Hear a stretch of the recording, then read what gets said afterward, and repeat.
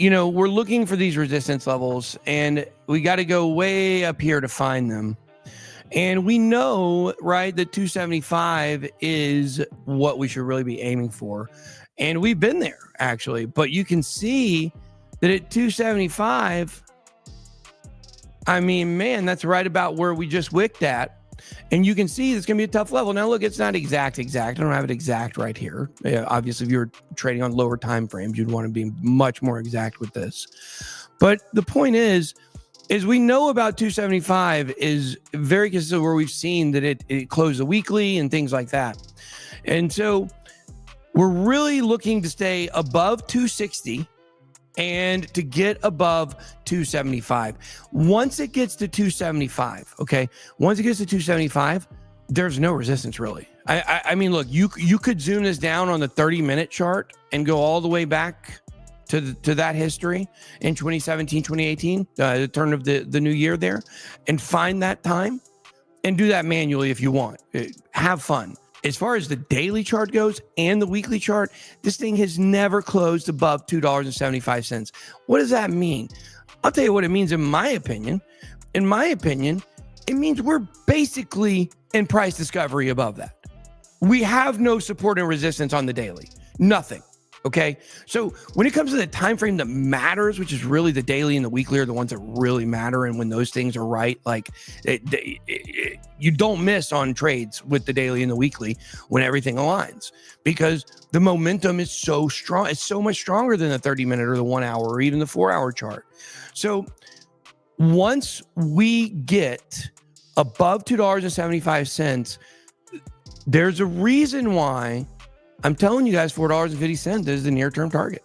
It's going to be soon. And you can see all-time highs are within striking distance. And what did I tell you guys? Hey, you know what I'm thinking about right now? God, that Mr. X, man. I love that guy, man. He's something. You know what? This guy, he told me he's like $4.50. And I'm like, okay, whatever. And we've taken our eyes off the all-time high. And do you remember when I said that I believed XRP would hit its all-time months ago? Mm-hmm. In between the 15th and the 25th. Oh, yeah. That's exactly what I said. I said in between December 15th and December 25th. I think when it hits all-time highs, I kind of said maybe the 15th was a date. Between the 15th and the 25th is specifically when I'm targeting for XRP to hit a new all-time high and then for Bitcoin to start ripping afterwards, I think.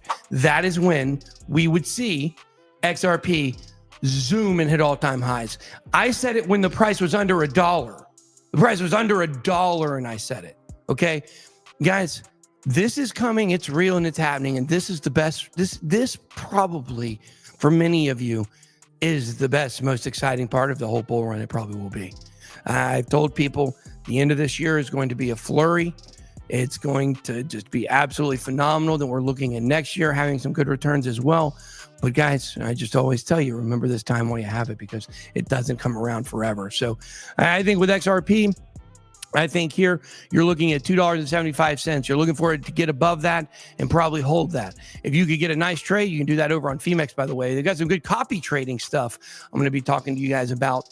But when you look here at XRP, and possibly trading on Phemex, what are you looking for? You're looking for the price to get above $2.75 and hold it. That's when you can be confident and along. We certainly could peak above it, but I want you guys to think about this. In the history of this coin, even going back to 2017, 2018, when things were so impressive, and now where we're at, we still, even being at this range right here, $2.75, we still have not closed a daily candle above that ever. And I believe that when you see this candle close above $2.75, it is freaking go time. And I think $4.50 is coming sooner than you may think.